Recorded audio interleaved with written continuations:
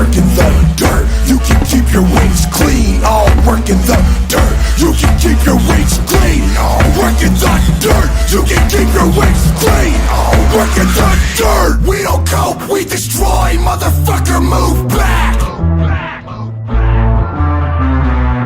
We don't cope. Nope, never. We destroy.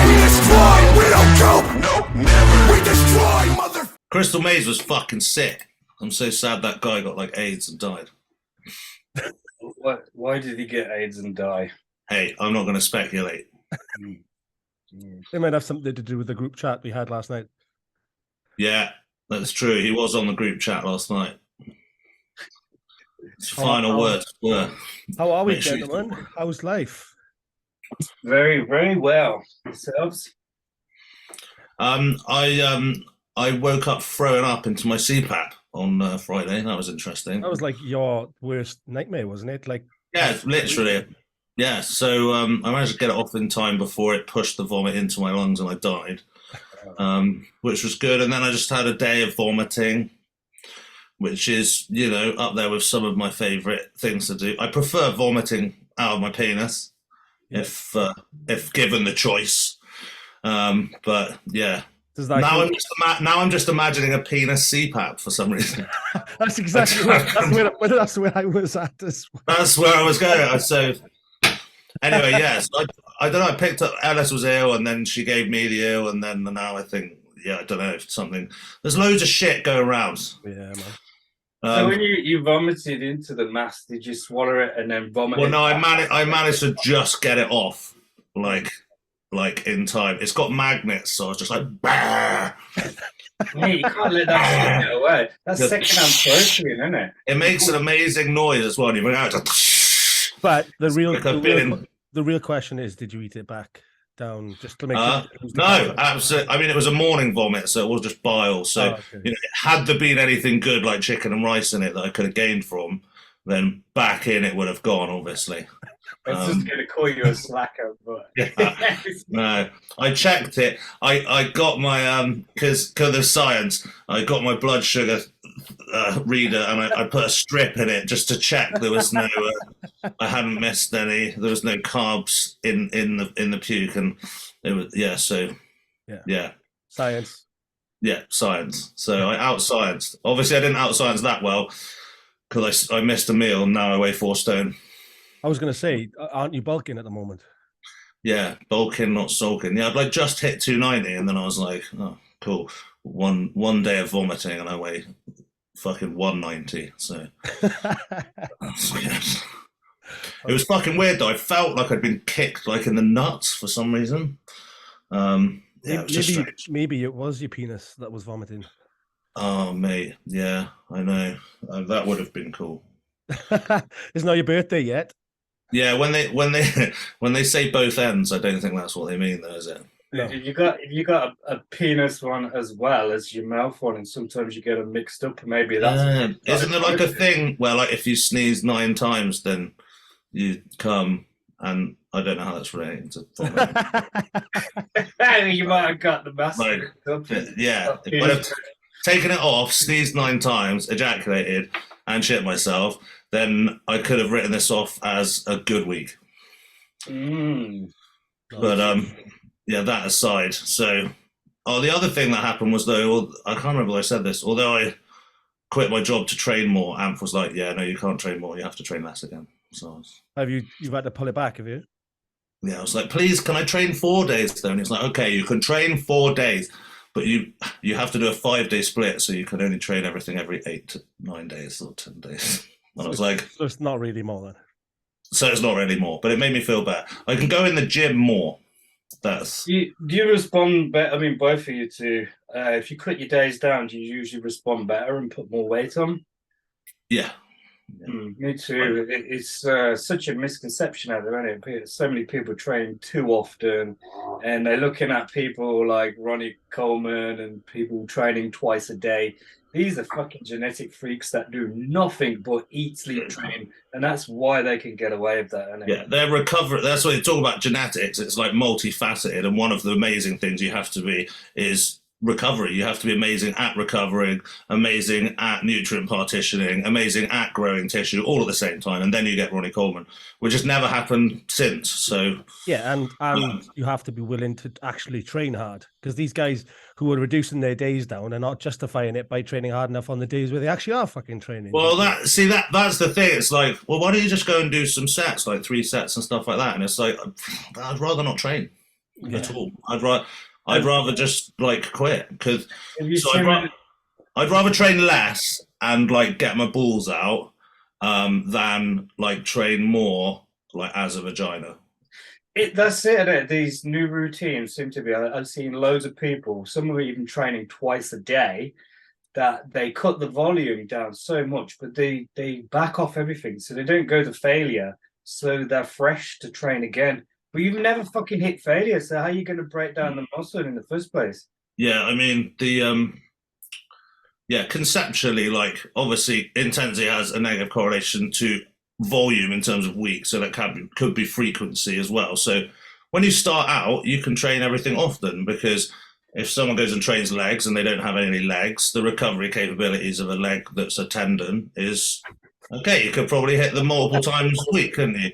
But everyone thinks like you get bigger and then you can train more.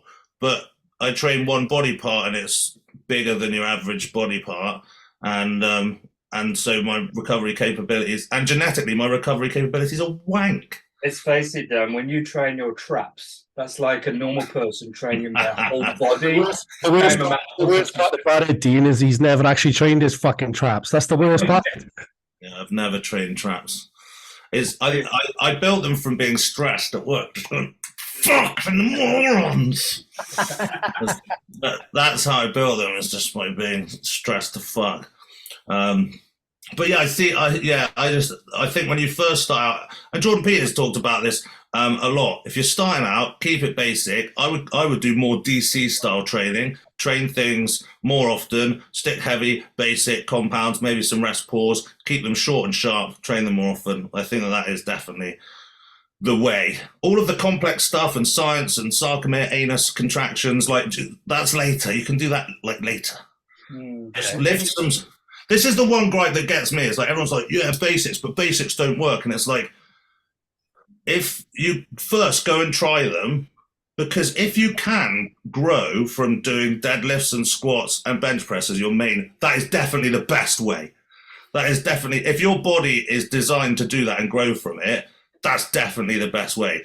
You know, most people aren't designed to grow from all of those, and you'll have to work. But go and just test it out. Go and see. If you're someone that can go and just squat and you grow massive legs, like you, Dean, actually, then you should just do that, because that's definitely the best thing to do.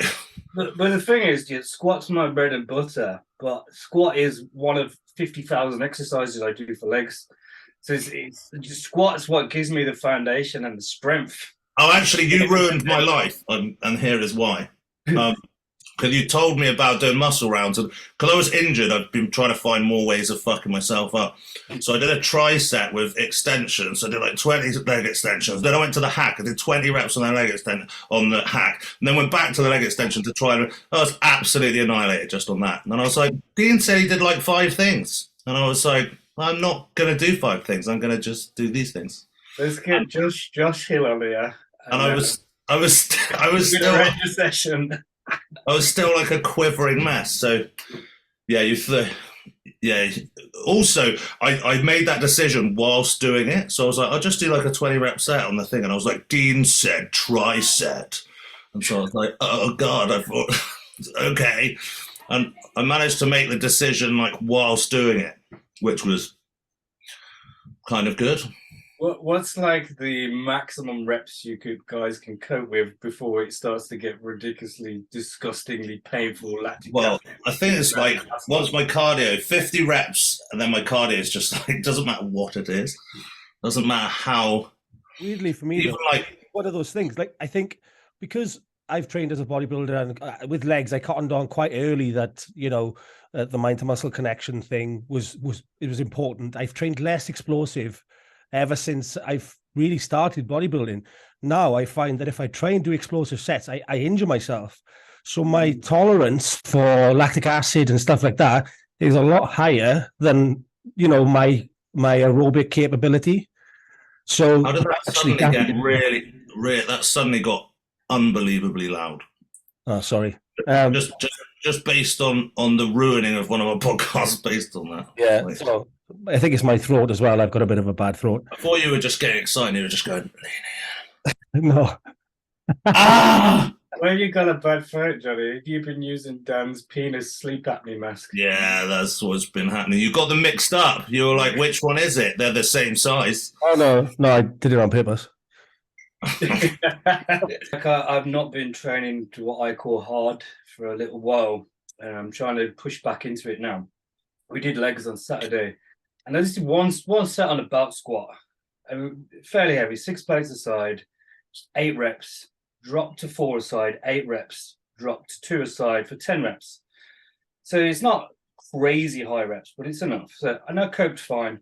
Got off the machine, 10 to 15. I'm completely fine. 15 seconds later, I'm on the floor. The lactic acid is burning. I'm blowing out my ass.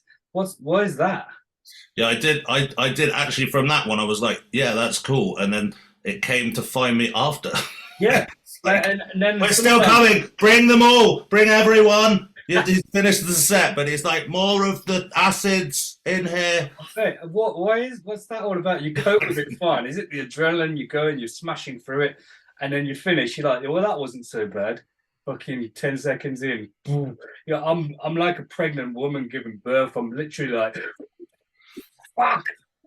And sometimes it can last for 5 minutes, and it's sickening pain and rolling around the floor. You can't fucking move. Do you ever get that on hamstrings where I have to like do like kickbacks with just the weight of like my shoe to try and drain some of it because it just doesn't go away? I get on hamstring. I'm just trying to flush it out. Like somehow. We need a video of this. Dan doing shoe kickbacks. That's how Dan builds his glutes. Oh, mate, that's another thing. Because I've had, well, I'm going to harp on about my injury again. I haven't been able to do anything like SSBs and or anything like hard pulled from the floor. So I've had to been doing glute drive.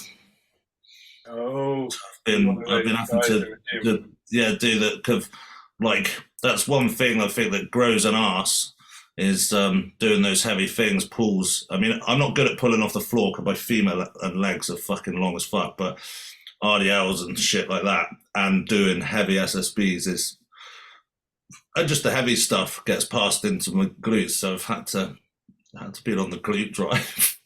Doing rest pause on the glute drive. Put your hood up and wear yeah, everyone's just looking at me like, what's this guy? Why is he? And also, what is it about that position? It always makes you want to fart. And I was in the gym today, and there was this couple that I hadn't seen before, and I saw, because I don't mind shitting myself in front of people that I see normally, but that I haven't seen them before, and then I was like, in just that position, I don't know. I was really scared I was gonna fart shit myself. Usually I don't mind. Why is it okay to do it in front of people you've seen before? Shouldn't that be worse because you're more likely to see them after? Like when I go on holiday, I don't care because I'm not going to see them. Why is it the opposite? I don't know why I don't know why it felt worse. I just thought like these guys are not going to get it. Like if I just go like look over them like yeah I'm hardcore, and yeah. Also, I don't know as well. I had my headphones on. I was like, yeah, fuck, I've got my headphones on. I'm really cool. And then if I just let out a little squeaky one, it was going to be a little feminine one as well. It wasn't going to be, it's like. Well, that's how it sounded with your headphones. Yeah, it's going to be a little feminine squeak. Not because you're clenching your butt. Not the masculine shake of steaks that it should have been. Johnny's had a stroke. I hope that he's all right. I can hear you. Your visuals are look like one of those Chinese pornos that censored out the dick. Fucking playing up, man. I'm waiting for it to respond again for some reason. The way your eyes are, it looks like you're taking that Chinese picture. Lee Priest all over, isn't it? He'd tell you his most fucked up shit, so you got nothing on him. Yeah, you can't have anything. What was he said when he got on the podcast? It was like, yeah, like me and my wife like were having sex with this other guy was plowing my wife, and then like something like someone was sucking my dick, and then I looked up, but my wife was there, so it wasn't her. So then, do you remember he said that? Yeah, the guy was doing it, and I was about to ejaculate. So yeah, and then he was like, "But it felt good." So I was like, "Yeah," I was just like, "That's a lot." Yeah, when you think you can't be shocked. Yeah. The next sentence. Yeah, I mean, I consider myself to have a reasonably thick skin, but a lot of the stuff Lee said, I was like, "Wow, I probably would have kept that to myself, like forever, like, forever." Like even just the first sentence was like, "Me and my mate were shagging my wife," and I'm like, "That's just, like even if that was happening, I would still take that to my grave." I was like, I would not be saying that. I love that. Do you wish you could be a bit more like that? Because nothing will ever bother you. No one can offend you. Don't you give a fuck what anybody thinks? Yeah, I mean, I feel like I'm pretty non-fucks given, but that's a whole new realm. It's a whole new realm, and there's a huge amount of respect for that. You know what? Also, when someone's like such a cunt and they're totally nuts, and everyone like kind of hates them, I kind of like them because I'm like, fair play. If you're gonna be a cunt and fucking shout at traffic mental, like they've fucking aced it. Like, absolutely, I can't help but have respect for these people. I'm like, they've done it properly. There's no middle ground. I haven't spoken to anyone that's like, oh, they're okay. Everyone's like, absolutely cunt. I'm like, yeah, they're all right. They're doing it properly. 100% or nothing. Yeah, that's why me and you get on so well, Dan. Yeah, trying to outcut each other. I think I've become soft in my old age, though.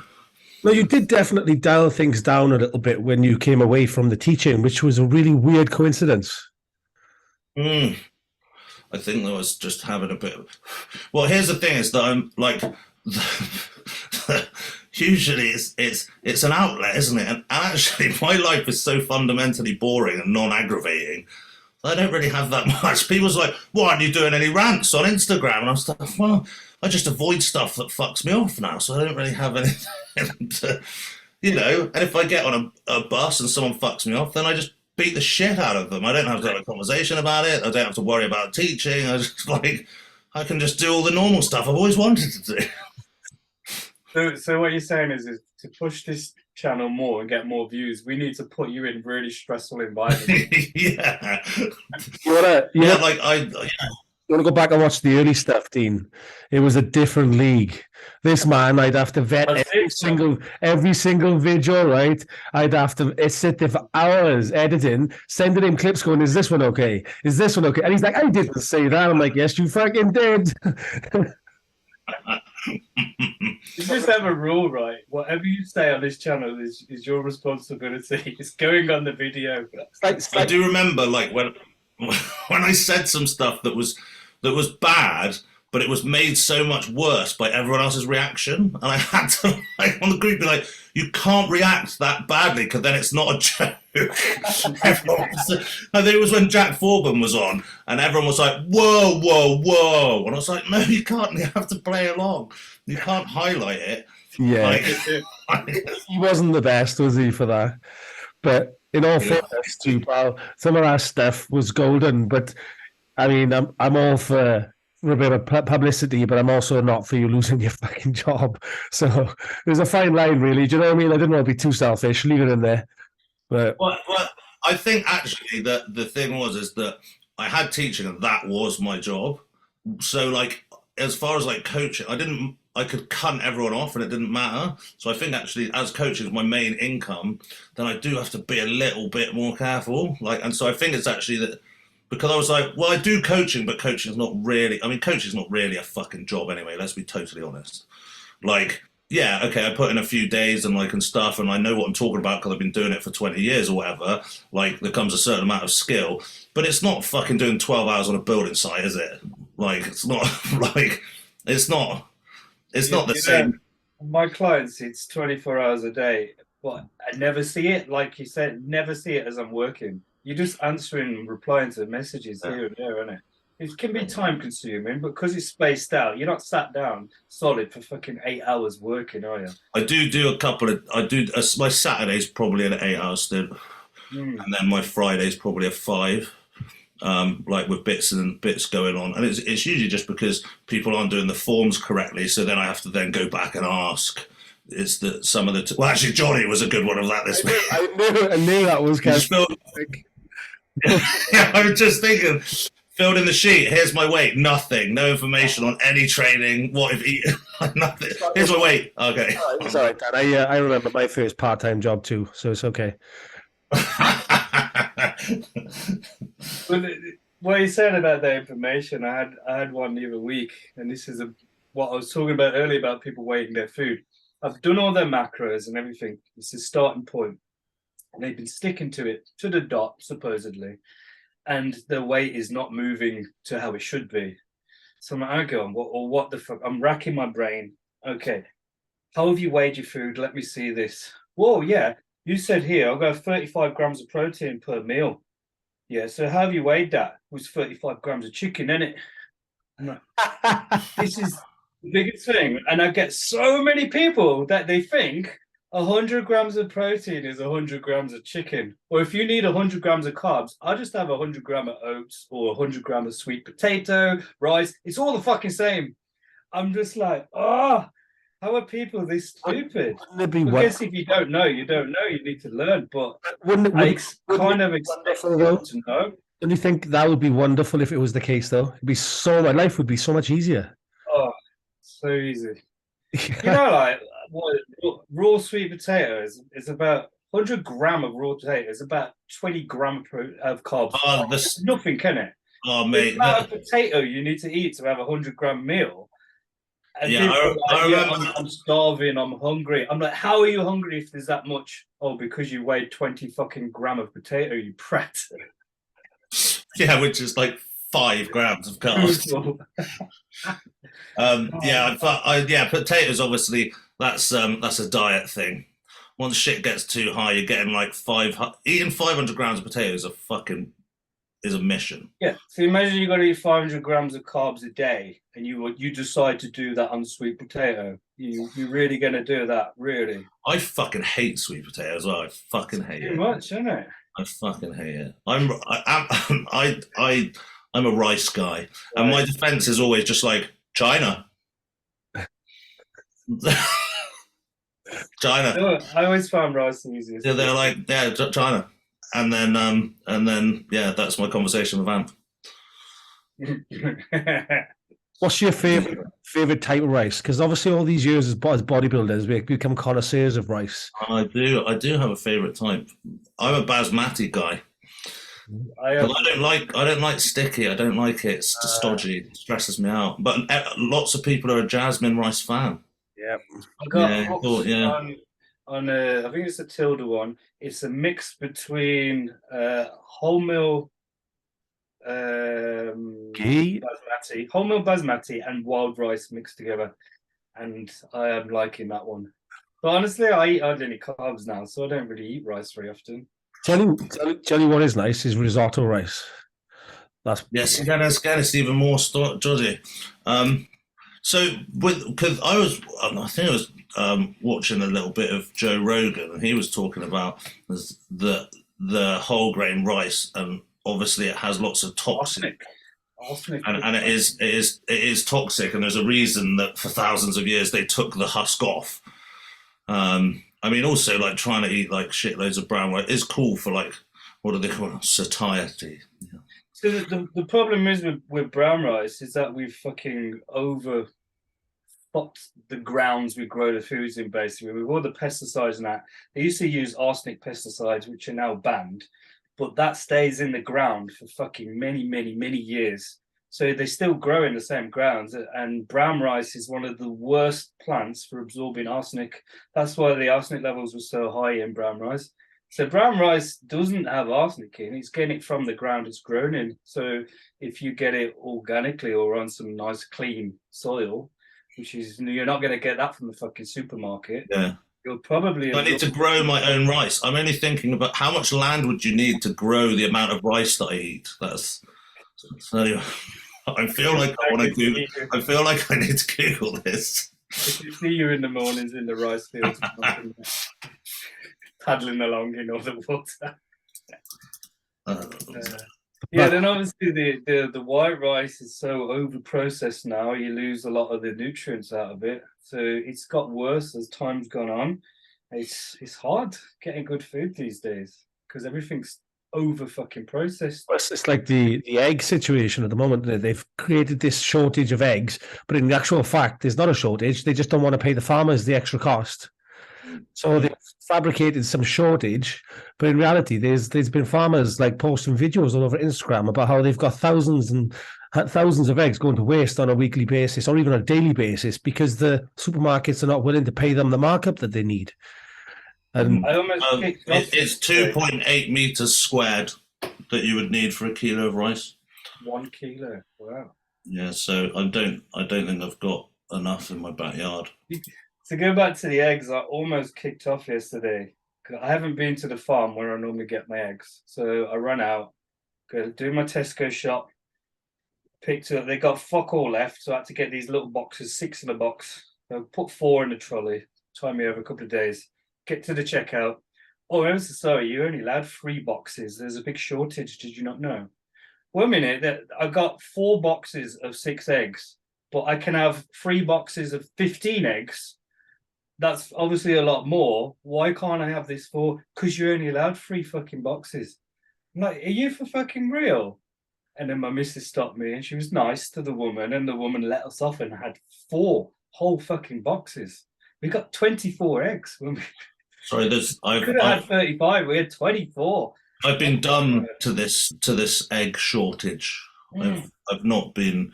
I buy mine in cartons, and apparently that's fine. Because they just milk the chickens, I guess, and that's what comes out. yeah, they milk the chickens, and that's where egg whites come from. Yeah. So I seen. I don't know how true it is. Apparently, was it in China or Japan? I think it was China that they've been messing around making some hybrid, humanoid fucking crossed with animals. Is this what you get done when you cross chickens and cows? You get you get human eggs. Human. You get human eggs. What I did see though, which is the propaganda machine that is the UK. Soon as it coincides with this egg shortage, and we say egg shortage, there was articles being released about how eggs are going to kill you. So they're like, well, rather than actually pay these farmers what they should be getting, we tell you what, we elaborate lie about how you should never eat eggs again. Because did you see the article? Yeah, I think they're right. I think they're right. The eggs, they're going to hatch into danger chickens, and then there's so many chickens that they're going to turn on us, and then they're going to keep us in coops and milk us for our egg whites. I've seen an article that was saying what's going to happen. That eggs. Andrew Tate told me, hit women, and that's what's going to happen. I've seen the article, and they were saying eggs will give you blood clots. So really? Obviously, what have they been forcing upon everybody the last few years, which has been causing... fucking hell. You're going to get it banned. Don't say it. I'm not saying a word. I'm not saying it. You're going to get it banned. I'm just saying people have been messing with things that have been causing blood clots. And now, all of a sudden, they're saying egg yolks give you blood clots. Yeah, well, at least then it takes a bit of pressure away, doesn't it? It's like, oh, no, it's nothing to do with those things we've been giving you. It's the eggs. It's definitely the eggs. Oh, yeah. And did you see last winter, the articles coming out saying, don't go out in the cold because cold can give you sudden heart failure and you have heart attack. Because all these people were dropping down dead with heart attack. Yeah. They tried to blame it on the cold weather. Yeah, because it's never been cold before. It's never. Like, what, that's minus, new. Minus 100. That's new. That's the cold is new. It was always very mild in Torquay all year round, but now death. Absolutely bonkers. But let's not go down that rabbit hole because we will get banned from. Where are the shows? When's the next shows? Because we've had the lull of Christmas. When's it kicking off? 5 weeks. We got the Arnold. 5 weeks, yeah. So who's doing the Arnold now? Because Big Remy's doing it, isn't he? Yeah, everyone's doing it. It's going to be like another Olympia, it seems.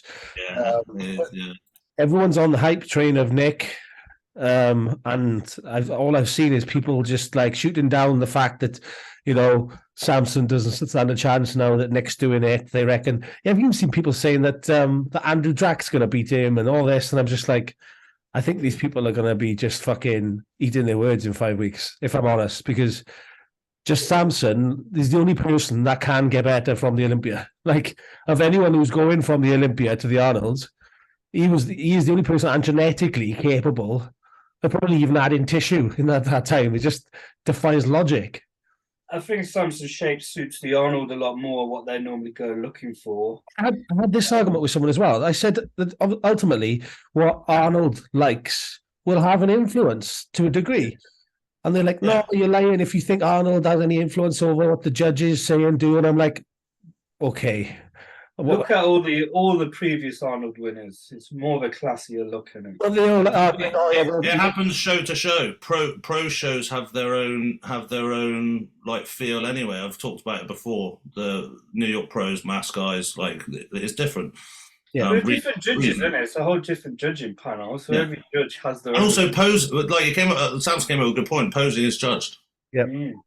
But you know, arguing that Nick won the Arnold last year, but it was out of who else would have ticked Arnold's boxes? Nobody. So you judge it based on just the judging criteria, which is why Nick won it. But if you judge it on something where they're going to emphasize, shape and symmetry and all that good stuff, which ultimately is going to weigh in Samson's favor, including the posing and all that, I just don't see how any of them can beat him unless he turns up off. But from what I can see, the videos he's posting, he's in better shape now than he was at the Olympia already. Just looks phenomenal, like absolutely shredded. So, another 5 weeks, I think that bodes well. Yeah, I mean, you know what I think about Andrew Jacks. I think he's amazing, but I think he will be amazing. Yeah, I think he needs more time, innit? I think that he will be amazing, and the hype is.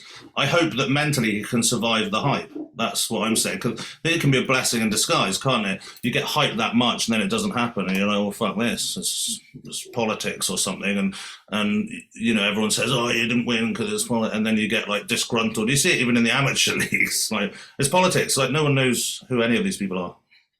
It's like. I just think that he just needs a little bit more time because it doesn't look filled up, and I don't think Nick's going to win again. Like, if there's a place for Samson to smash it, it's this one.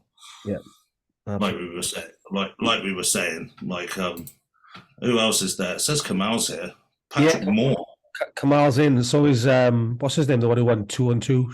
Sean. Yeah, Sean. He's in as well. So you never write off Sean because proportionally he's going to be very hard to beat. It's just when you stand him such next to someone like Samson, it's just going to be. Well, when they stood him next to Brian Shaw, it was the same. It's fucking hilarious. It was as if he'd birthed him. Yeah. Thanks, Dad. But yeah, no, literally, and obviously now this year they've taken away the point system as well, haven't they? So it's literally the only person, like the winner of the Arnold's, the only person who's going to qualify for the Olympia. So there's no point system for any pro shows. None. I didn't know that. I think that's so. You have to win. You actually have to win. Yeah, I think it's a good thing though, because ultimately, when you think about it, last year there were so many people on the Olympia stage that you had the guys like. Nobody who qualified through points was going to even have a sniff, were they? So it was like, thanks for coming, but it was a novelty, really. And when you've got a lineup of 30-odd guys, what's the point, really? Yeah, I mean, I suppose it does then open the potential for the guys to do more shows to try and get the win, doesn't it? So from a fan perspective, it does give more opportunities to see your favourite bodybuilder. Yeah. Like, come to a town near you, apart from if you live in the UK, because that's probably not happening this year, is it? Let's be honest. Well, I'm sure I heard a rumour that it was still going to happen, but it was under a different name. Yeah, well, we'll see. I mean, I think that whole thing has fucked a lot of people off. Yeah. It was to be fair, it was a fucking hilariously good move. We're going to wait for so long that we can't take all the banners off and then say that it's called something else. Like, just imagine someone going around with like a Sharpie and just crossing out Arnold and just calling it like Expo or something. Yeah. or just putting an SM in front of the Smarnold. Yeah, Smarnold. Welcome to the Smarnolds. Who else is there? Justin Rodriguez. Yeah. There's obviously Rami's there. Bonak's there. Never write off old Bonak. I don't know, man. You've said this the last couple of times we've discussed him. I don't want to write. He's just not. He's not backed up his bullshit, is he? I don't want to give up on my Bonak. What are you guys thinking about Lee Priest? He's been his normal controversial self, and he's been saying about he thinks that they should scrap the 212 and there should be one class, and the 212 should all go open. Because back in the day, he had to hold his own against all of the big guys. Yeah, I mean, I think that's a shit idea. And I think that, lovely as I do, he just wants to see that opportunity of a win be taken away like it was for him, because he would have won that 212 or whatever it was. It was 202, wasn't it? When it first came around, he would have smashed that into utter oblivion every time. Yeah, it would have been no contest. Yeah, it was like for his thing. So I think really it was a mistake to not have had it in his era rather than something that should be implemented again. It's not just that though. You think about how many bodybuilders, professional bodybuilders, would have to compete at all these shows to try to get to the Olympia.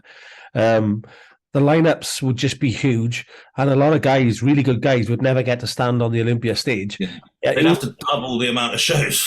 Yeah, and not only that, I think the whole sport would take a step backwards, really, because you're narrowing the window. A lot of people would walk away from the sport. They just, I don't think it's going to benefit in any way. Have you seen how the other thing about the Arnold is that they've deleted so many female categories. I think it is bad.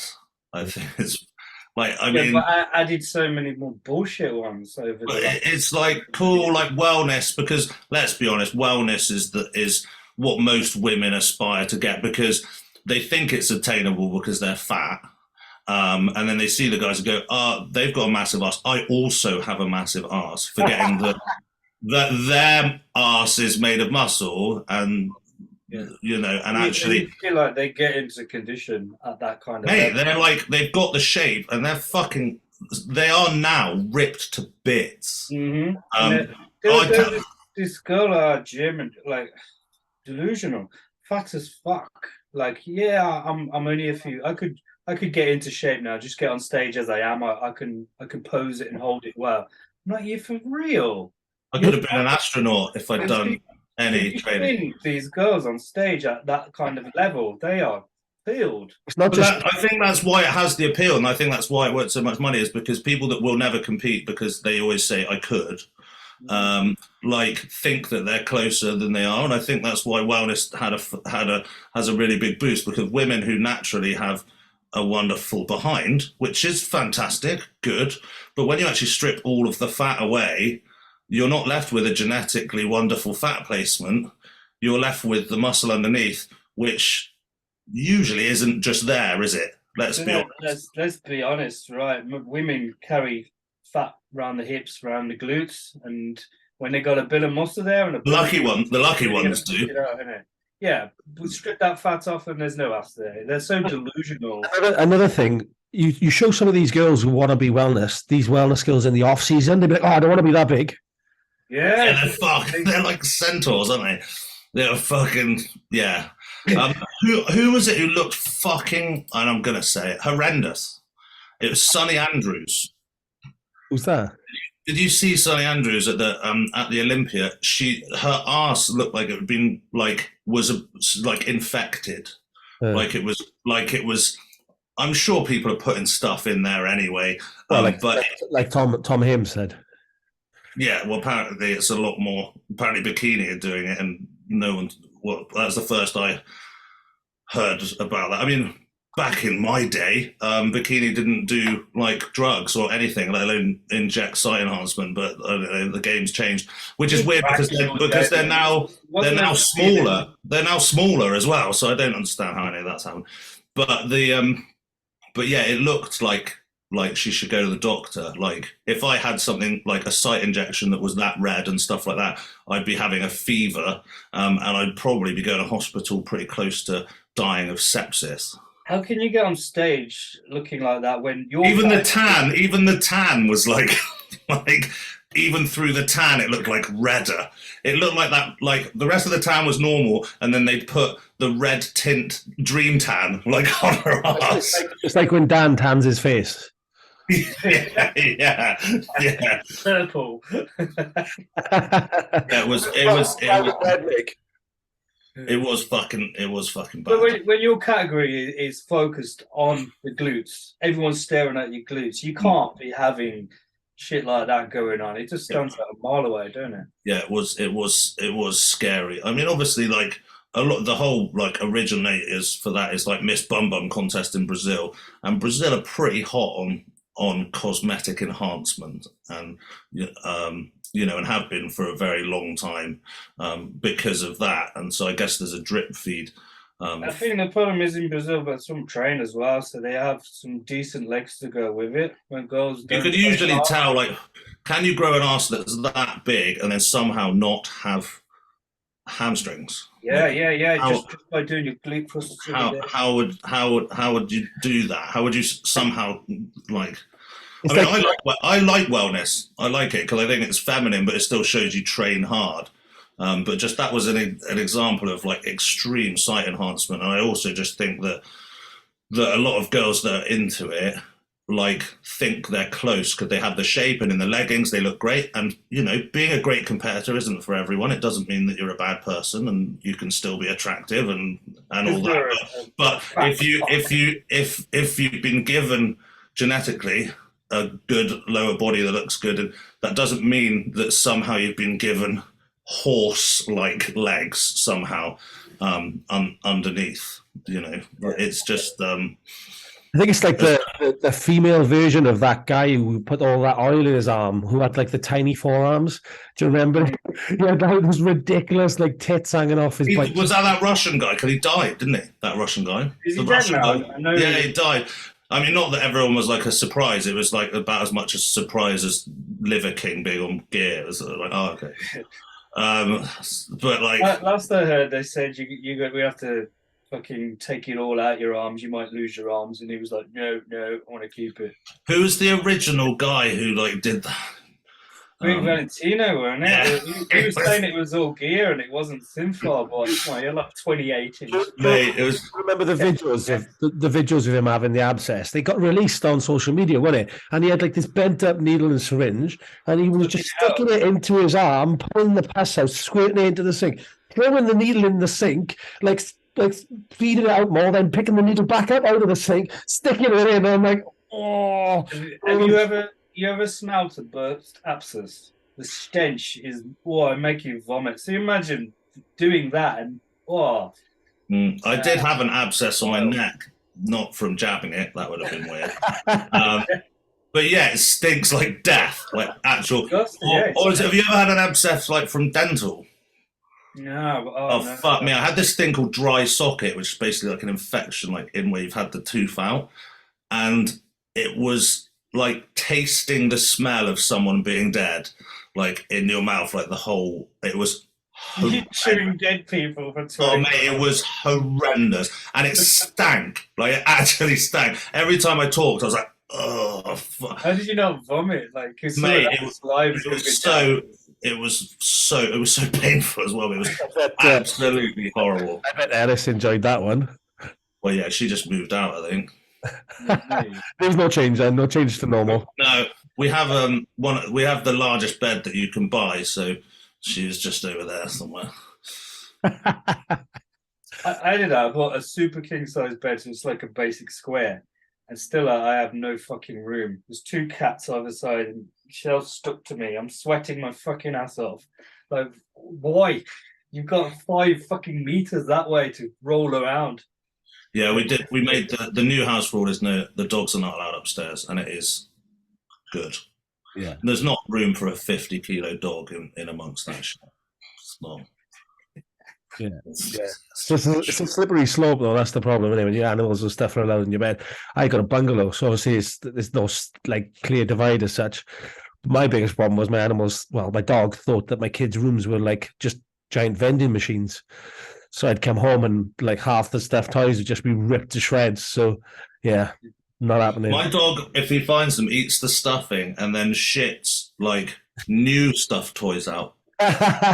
Brownie ones. Like deformed versions, sometimes with like an eye like stuck on, like new like little Mr. Potato heads that he produces made of brown fluff. Fucking- They're more like mashed But potatoes. have you ever, I have also had to, when it's stranded together, like pull it out. Oh, So he'll like have a shit and it's like out, and then he's like scared of it. It's like, oh my god, and then he's like trying to run away from it, like in a circle. What's this? And I have to like pull it out, mate. I'm like, yeah, horrific. yeah. Let's quickly move away from that one. Yeah, that's what will happen if you eat eggs. Yeah, exactly that. That's what happens. So I will come to your house and pull cotton out of your butthole. That's it. New Dan services. It's all part of the service. Like that.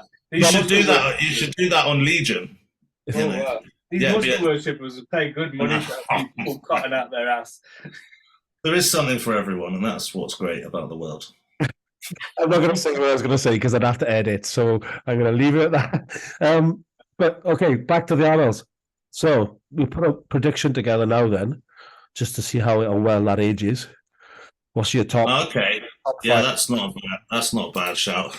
I hate these predictions because I'm always fucking completely wrong. Yeah, but that's okay. I'll copy it into Oh, can I do this? Should I put the names in the chat or? Yeah, do that. Or let me try and do that. Go on, then, Dean. Go for your clueless top five.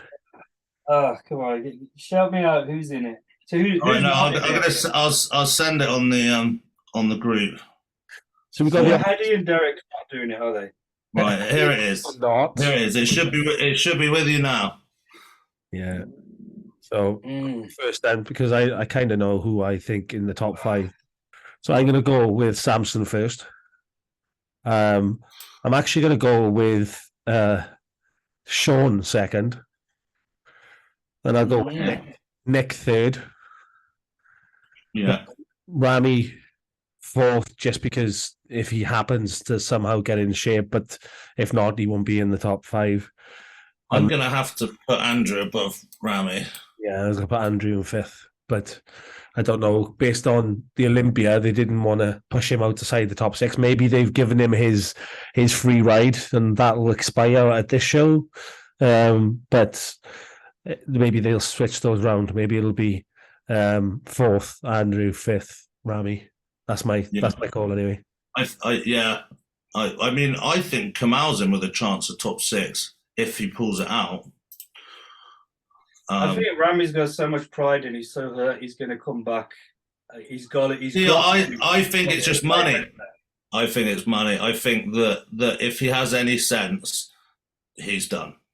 Because I was having this conversation with someone. It's like Rami was an era, a potential era. Because if he'd have just come in like the year that he won for the first time and just did that, no one can break him. Because when you're Mr. Olympia, you're then getting compared to Mr. Olympia. And if he is in shape like he was, no one can play Rami's game against Rami. You can't, you're not going to do it. So now he dropped the ball. The Rami era is over. And now can you compare now Rami to the current Mr. Olympia or the top three? No. So that he's not coming back. It's not fucking happening.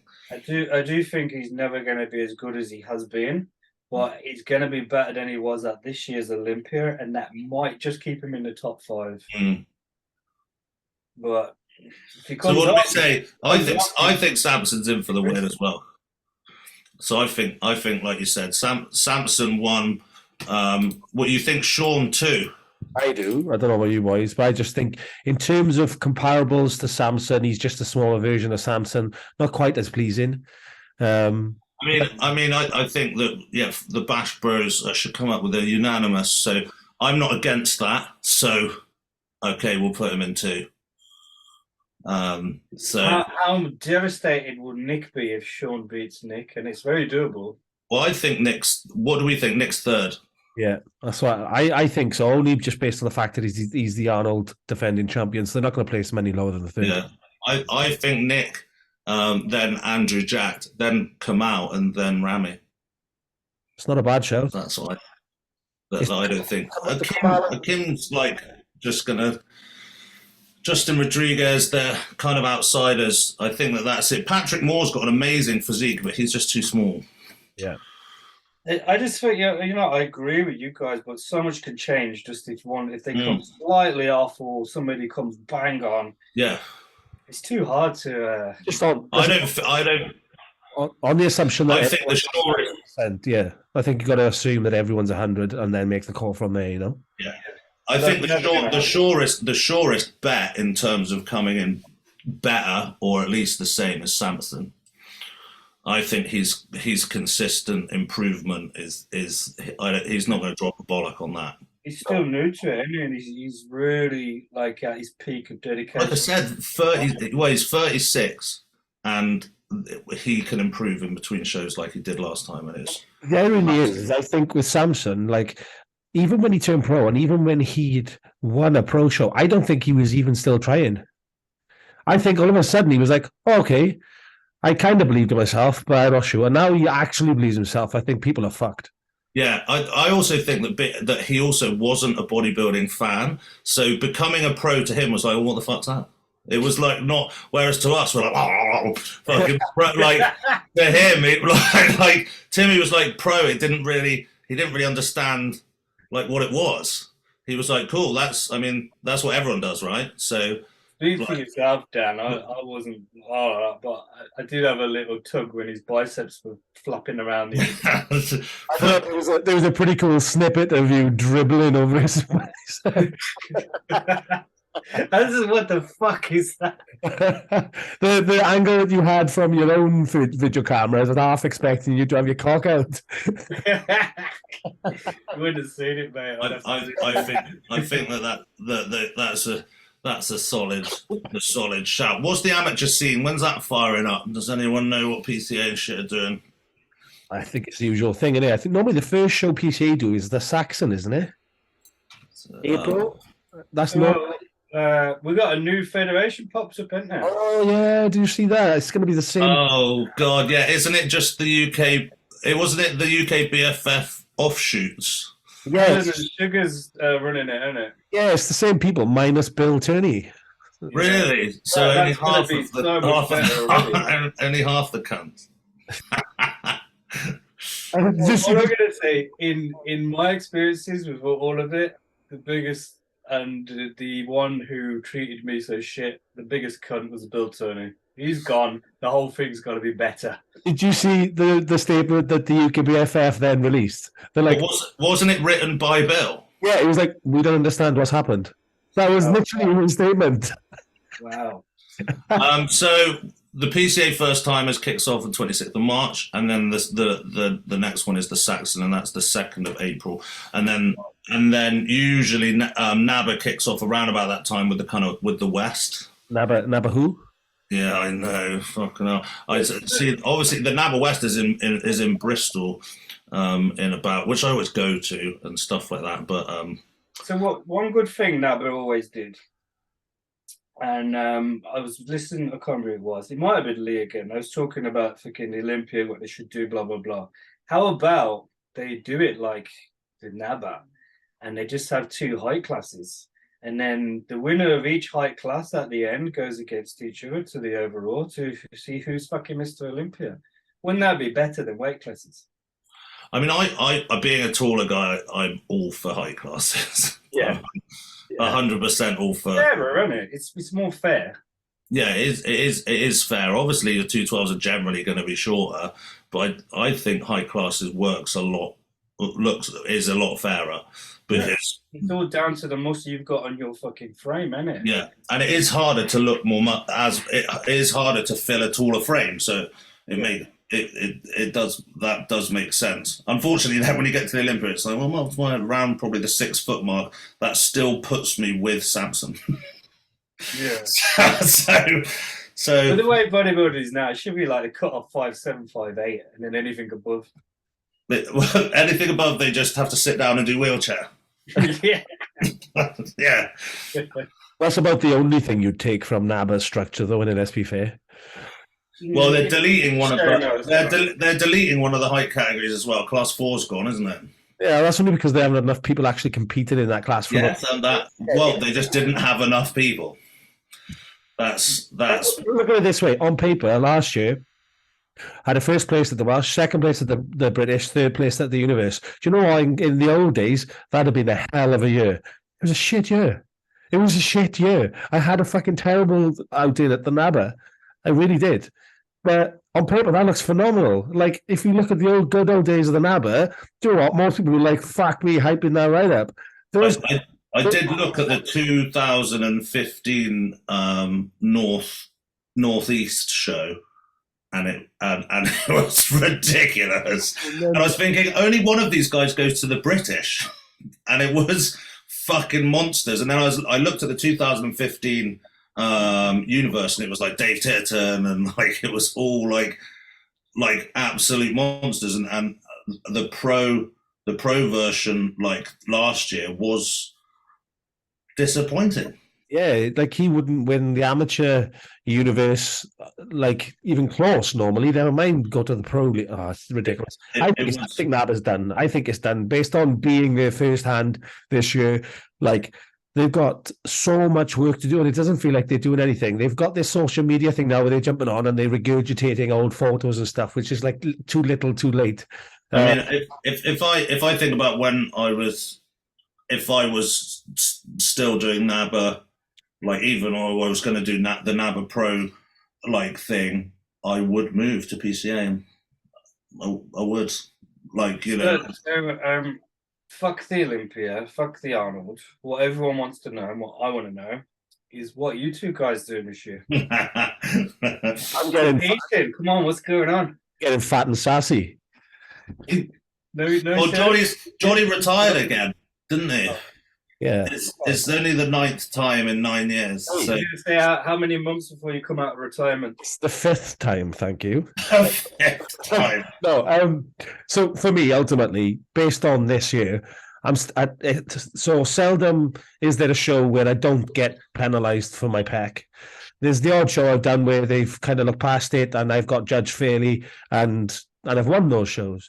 But the certain shows where I honestly feel like I should have won, Universe being one of them. There was only, the standard wasn't great. On a typical year, I would never be expecting to win the Universe, but I thought I should have won that.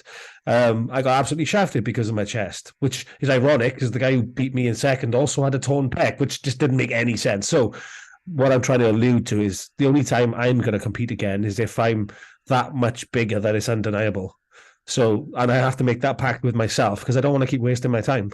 So, yeah, but I also think like you're just gonna get fucking massive and get to 300 fucking pound plus, and then it comes summer and it starts getting hot, and you're like, fuck this, I need to shift some of this fat, and you'll start dieting a bit, and then you'll get closer and closer, and you'll be like, fuck it, I'm gonna do a show, come out of retirement. No. June, July. It's one of those ones. I've touched 300 before and then I came straight down. So none of it stuck. So I have to hold it and I have to hold that tissue. I have to get my body to acclimatize and be that much bigger. I know I'm capable of carrying. My frame is capable of carrying a lot more tissue than it currently is. So that is the goal. And when I do eventually get there, because I'm hoping I will. So let's say hypothetically I get to that point where I am able to come down and compete at like sort of 10, 20 pound heavier than I was last time. It'll be PCA. That's what I'll go because like IFBB is no use to me. If I won a pro card, what the fuck would I do it with my tone pec? But obviously, they're dead as far as I'm concerned. Not necessarily personally. I think as a Fed. So PCA is kind of where I would be hanging my hat at, and winning a pro card with them would be like basically where I would top out at really with my current situation. So you did no desire going down the IFBB pro route? No, because even if I did go to a Azerbaijan Classic and win a pro card, it'd have to be a weak pro qualifier, and then I would just be a nobody in the pro leagues.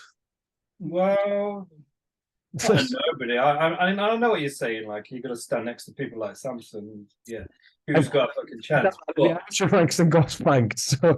but also, I think you are underselling yourself a little bit there. You wouldn't just be a nobody. Like, and if you took it to that level, you'd be putting your fucking life and soul into it, wouldn't you? So my theory is these guys with the upper echelon of genetics can get away with taking smaller doses and not pushing and still be absolutely amazing.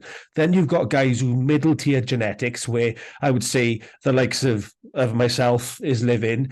The amount of drugs and stuff it would take for me to get even close to these guys with their genetics is not something. It's like the risk versus reward scenario is not even close. Well, it becomes toxic at a certain point. If you need to do that much gear, it doesn't actually make you bigger. That's exactly the category I fall into, and I'm just lucky that they have a 212 category, and I'm a short ass. Because I couldn't physically get big enough to be in the open classes without massively fucking my health. I mean, I'm not going to, like, all of these people preaching health and stuff on Instagram and stuff, like, it's bollocks, just to put that out there. But also, like, okay, I'm a little bit older now, maybe I'm a little bit, but if I could have done 5 grams of whatever a week and it made me bigger, like a few years ago, I would have done it 100%. And I would have thrown my health to the fucking wind, because that's what you do, like in, you know, or like in my 20s or whatever, 100% would have done it. I mean, I started training quite late. I started training quite late, but I would have done it. So I'm not saying that I do low doses because I'm like cool and like I would have done everything. It's just that past a certain dose, it made me shitter. So I'm not going to preach like, oh, that's because I didn't need to or whatever. Like, it's just because it became toxic and my body seemed to start rejecting, you know, and the inflammation and the white blood cell was my blood results were showing basically my body was fighting what it thought was an infection past a certain amount, and I would just feel wank. I would feel like I had flu. Like, okay, when you first start, there is a kind of a region of like the test flu where you feel a bit run down, and then you kind of like, but there was a point where it was just like, I can't even train. Like, what the fuck is the point? You know, and I think that also comes to people that are pushing their body weight too fast. You get to a body weight, you know, that's an unsustainable body weight, which you'll need to dip into, but quite a lot of the time you need to push and then dip back down to a point where you can actually perform at a weight. And then that performance weight gradually grows like over time. But your body is trying to cope with that for so long, there becomes a point, what if I can't train properly because I'm fucking 24 stone or whatever? What the fuck is the point? I agree 100%. If you're eating so much food, you can't do a deadlift without spewing up in your mouth. Yeah. You can't physically do these things, or you're so out of breath after fucking 5 reps because you're cramming, you need that bloat. You put too much weight on too quick. The ironic part. When I said to you then, I've touched 300 before, well, that was what happened to me. It was getting to the point where the amount of food I was putting in, that I wasn't digesting it, and then I would do a deadlift, and the part where my blood pressure would go down was at the top of the movement, because trying to bend down and pick that bar up because my stomach was so full of food was so hard. Yeah, and I'm like rushing, trying to get strapped into the bar, because then I would stand up with like 300 kilo plus, and my blood pressure will go down. It just makes no sense. What you just said there is the key to it all. It is people have no idea how much food they're actually absorbing. And it's all down to not what you eat, it's what you absorb, isn't it? If you're cramming copious amounts of food and you're only actually absorbing half of the fucking nutrients, there is 0 point to eating that much food, is there? Yeah. Well, also, it's a genetic thing. Like, you know, like Samson can eat barely any food and get absolutely, he hoiked it up. But some people don't need to eat a lot, and so then they don't have these inflammation issues, and they don't have these, and that's how they're able to fucking do it. It's another angle of genetics. Some people, like myself included, need to absolutely rinse like food for periods of time. Yeah. You know, but it's not sustainable. That's why I always still do the 2 steps forward, 1 step back, because then after I've done that 1 step back, that's kind of what I'm measuring. Yeah. So now I can sit at like 290 and be pretty functional. You know, whereas the first time I hit 290 was like actual like horrendous death, like You remember how Jordan Peters used to breathe, like on podcasts and stuff? I see him on his phone. And he was I've got first-hand experience of this, right? Because when I first started bodybuilding, I came through the Cardiff Sports Nutrition system, right? So I was the first athlete with Mark Robinson. They actually sponsored me. He took real good care of me, to be fair. So I've got nothing bad to say about that back in the day. But there was a team of Cardiff Sports Nutrition back of the UKBFF days. It was the Welsh Championships. We were backstage. So we had one changing room. All the Cardiff CSN guys were there. And Jordan Peters was really friendly with Mark. I think he still is, obviously, but he would come backstage. And only one flight of stairs he had to go up, Jordan Peters. And he came backstage, right? And I'm not joking. He sat down. We were all lying down doing the traditional feet up in the air thing. He walks in and he's like, we're like, fuck me. And we started talking. And he was like, yeah, I'm 6 weeks out. I was like, okay. It looked like it sounded like he just done half a marathon. Honestly, that was back in the days when Jordan preached taking lots of drugs rather than doing the cardio. Obviously, his outlook on the whole bodybuilding scene has progressed as he's gone through what he's experienced. But this was back in the day when he was trialing the drug thing and getting in shape, using the drugs rather than the calories and the output thing. But obviously, that didn't particularly. Yeah, I mean, he knows. I mean, that's the thing that I find annoying about people that kind of go after the Jordan Peters thing is that the idea was that you took that journey with him so that you didn't necessarily have to do it yourself. Yeah. You didn't. But then people were like, I will do this. And that wasn't the design of what he was doing. Yeah. It's a shame because he got a little bit of a bad rap for that. Like the copious amounts of shit he was taking himself. He never told people to do that. No. But down the back end of it, they started doing it because he's doing it. And you know what I mean? A lot of people were fucking themselves up. And it got to the point where Jordan realized, I'm really fucking myself up. Now he's reversed his whole everything that he's doing. Well, he's a little bit back on the train by the looks of things. Yeah. Yeah. He had a couple of months. I'm just going to do primo and a small amount of tests. Like there's no side effects. I just do like 50,000 milligram of it, so it's okay. I got a few people being like, "Oh, I'm going to do jiu-jitsu for cardio," and I'm like, "That's the worst idea you've ever come up with." Yeah. Because not only is it not great cardio because you're doing like high intensity rounds. I mean, okay, fine. Let's just assume that is great. You're gonna snap something 100%. Like you've got no flexibility. Why would you do that? But it was funny how people just go, "Oh, I will just do what he's doing." He's on his own journey and he's being transparent. That was the whole thing. You got to see what was actually happening, and he was one of the first guys that started openly talking about drugs and opened the window for that. And we got huge amounts of respect for that. But people took it the wrong way of like. He was saying do it, and he was almost saying don't do it. Yep. Yeah. He was saying let me do it, and I'll let you know how it goes. Turns out it didn't go wonderfully in terms of his competitive career because he can't compete anymore. Yeah. Imagine having that much influence though. That's like bonkers. Like Jordan Peters could say, I found out that having shit on toast will make you massive. Like. People would just eat it blindly. Like they wouldn't even need to listen to the science. Amazing, isn't it? He doesn't have customers. He has raving fans and followers that worship him. It's like a cult, isn't it? Whatever he does, boom, we're doing it. I mean, he smashed it. Sell a JP dog turd and people would buy it. I quite now want a JP dog turd. I actually quite do. In fact, I could manufacture them in the ways that I explained earlier. Yeah, the cotton type. Yeah, just feed my dogs teddies and he can churn out the new reform version.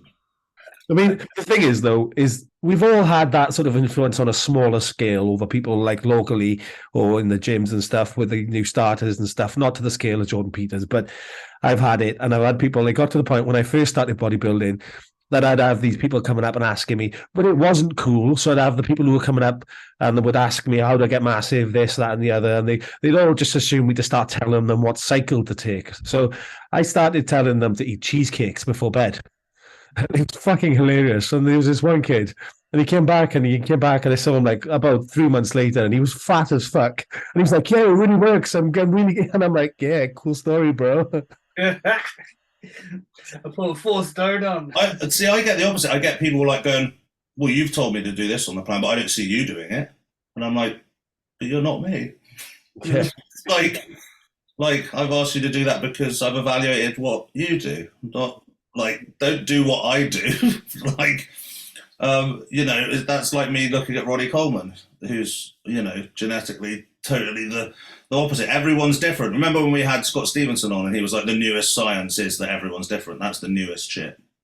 And then there was the other guy who tried to find like a correlation in adherence to a plan. It was his entire life's work, and actually there wasn't one.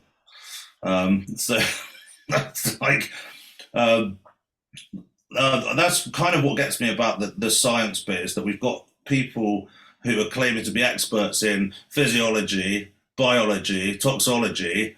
These are small parts of that are people's entire life's work, and then we've got someone who's read a synopsis of a study and now they're an expert. You cannot be an expert. You're surface reading and surface using for application, which is absolutely fine, but you can't sell that you're an expert. You're using the useful bits. You're picking the useful bits, and that's fine, but that's how it should be sold. I mean, I've done a reasonable level of education. I could actually technically write a paper myself, which I did. It wasn't actually based on bodybuilding, but it's just to say that doesn't mean that because I've written a paper that it's fact. Anyway, find me a paper and I will find you an opposing paper.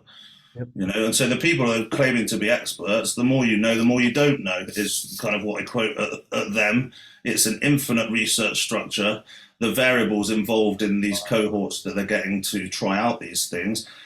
And then, a certain amount of bro science, I think, is useful. What do they call it now? They call it evidence-based training. Some of the greatest evidence-based training is what you've done. Yeah. Because you've seen it and you've lived it and you've done it. Now you can then accumulate evidence-based training on theories, methodologies, and then apply them to people and see the line of best fit. Like, that's good. But you are, by being a coach, and these people they're doing their own research projects, and that's really great. But they're selling it like they're experts already, but they're doing their own educational journey, and that's how it should be sold, because that's not a negative. It's like people, when I used to teach, people wouldn't cite work. So they would just write it like they were born with the knowledge, and thinking that if they tell them where the knowledge, that's a negative. It does happen. It does happen though in every industry. Like, I work in construction, so like I work at a level now where after 18 years, I still come across these guys who have hyped themselves up to be these people, and then you sit down and have a conversation, you realize they're just talking out of shit. But it's the same in the bodybuilding world. All these people have hyped themselves up in the world. They're just faking it until they make it, which is the actual saying. And a lot of these people are actually making a lot of good money doing it. And because there's no real governance in the fitness industry, and people who are just regurgitating bullshit are making really good money from it. So you can't really be mad at them for doing it. 18-year-olds with no muscle that have stolen other people's stuff, not cited it or credited it, and then they're making fucking coin, like a lot more coin than we are, because actually their real game is that they're good at social media.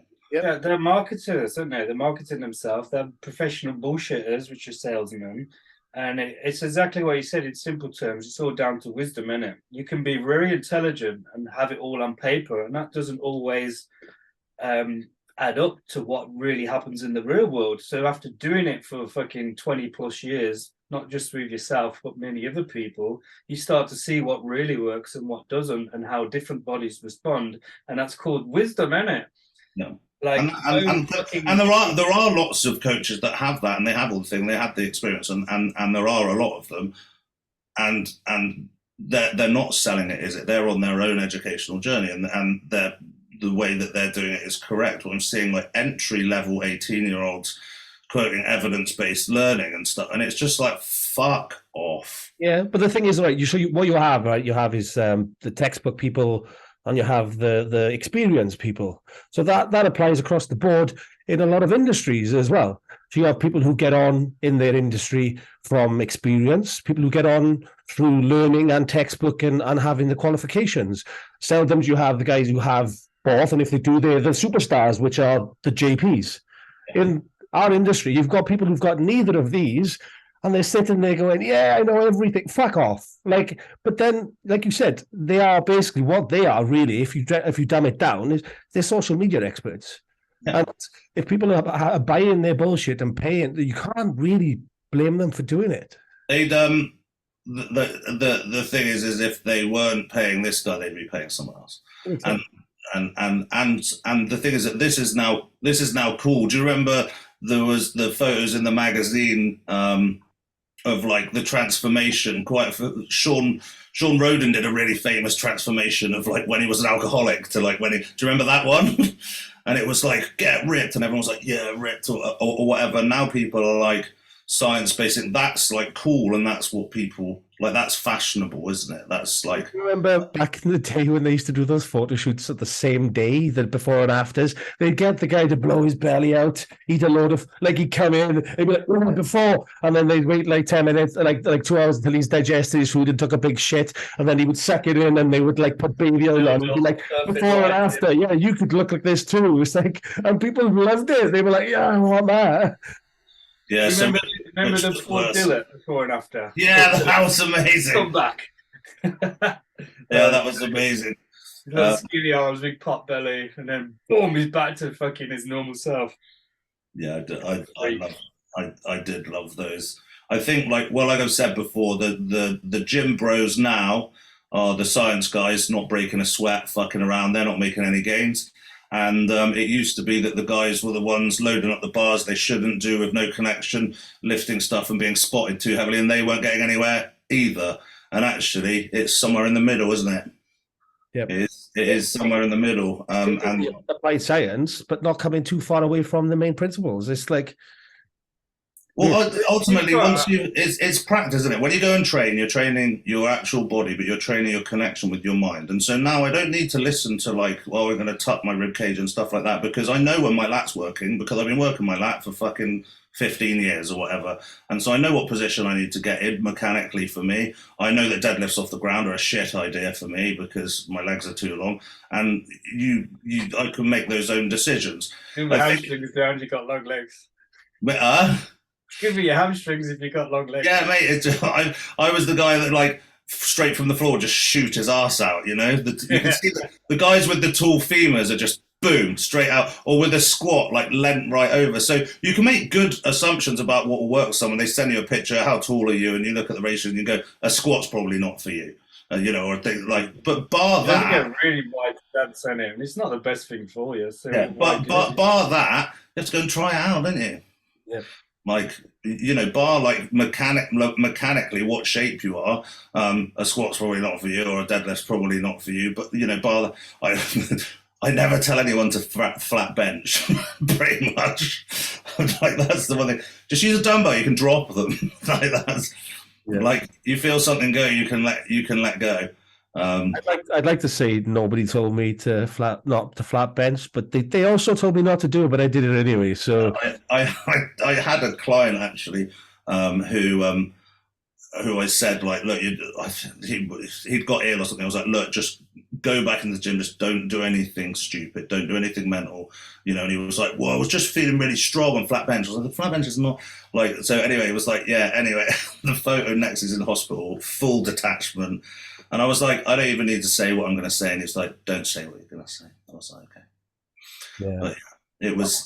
You were the equivalent to who Mark Robinson was to me back then, but he said it. Yeah. And he said it, and I was like, thanks. Yeah, cheers. This is what I need right now whilst I'm in hospital, literally on the hype train of coming back. Like literally at the time, I think it was back in the forum days. So I was a junior bodybuilder. They were all, and he was supposed to be like lining me up a sponsorship with USN. And he told me not to bench press because my chest was way ahead of everything. And it wasn't even chest day. And the guys around the gym were like, have you seen how much John can bench? And I'm like, yeah, warming up with 3 plates aside like a fucking absolute twat. And then snap my chest clean off the bone.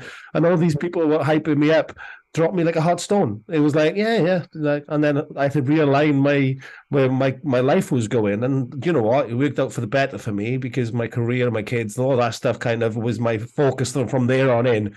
But I would have obsessively, literally just lived and breathed bodybuilding if I had that not happen. I had another guy who went to see his girlfriend at gymnastics training, and I was like, yeah.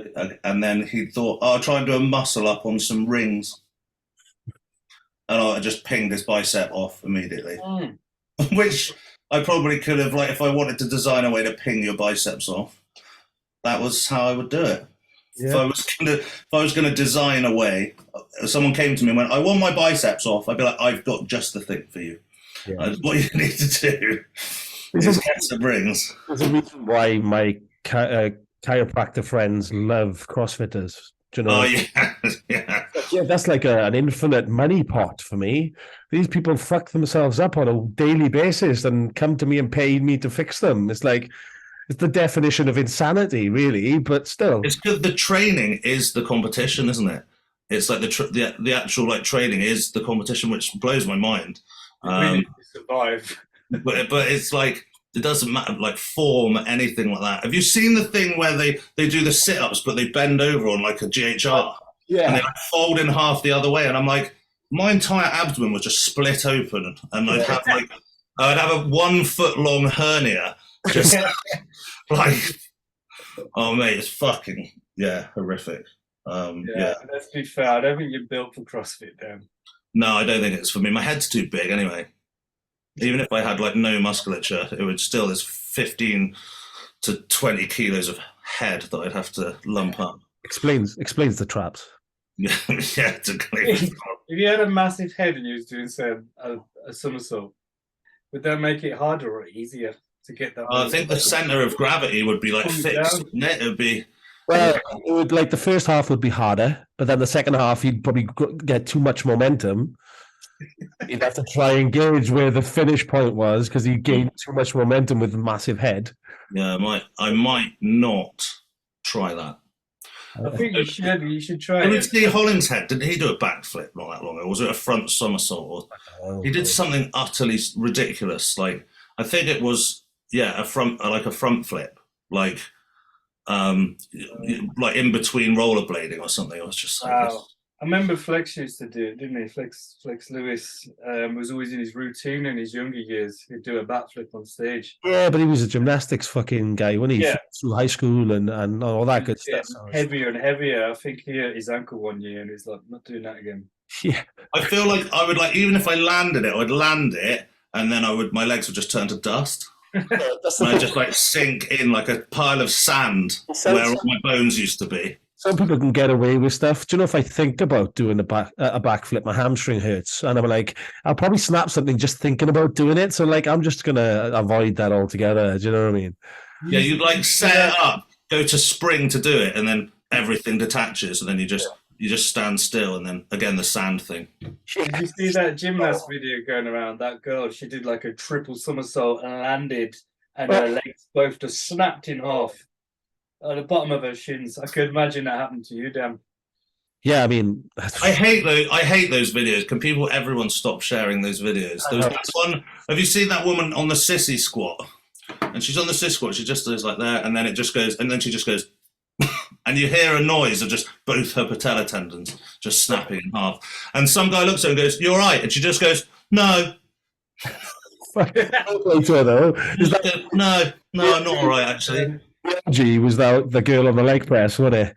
Well, that was. Yeah, I've never actually watched it fully. I managed to look away just at the right. Yeah. That's something that I fill in the blanks myself from everyone's descriptions. Yeah, I was like, you should see this. It's like when everyone first got the fucking Nokia 3110, the one that could get videos, and the game was, what's the most horrific video you can get on it? Do you remember that game?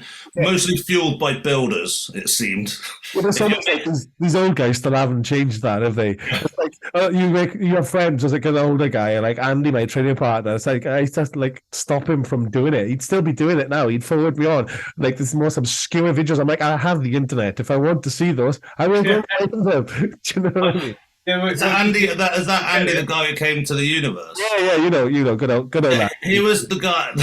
One woman came out and he just went, "Oh, I would fist her" or something, like way too loud, like 2 rows forward. Were like, and I was just like, he does that in the gym as well.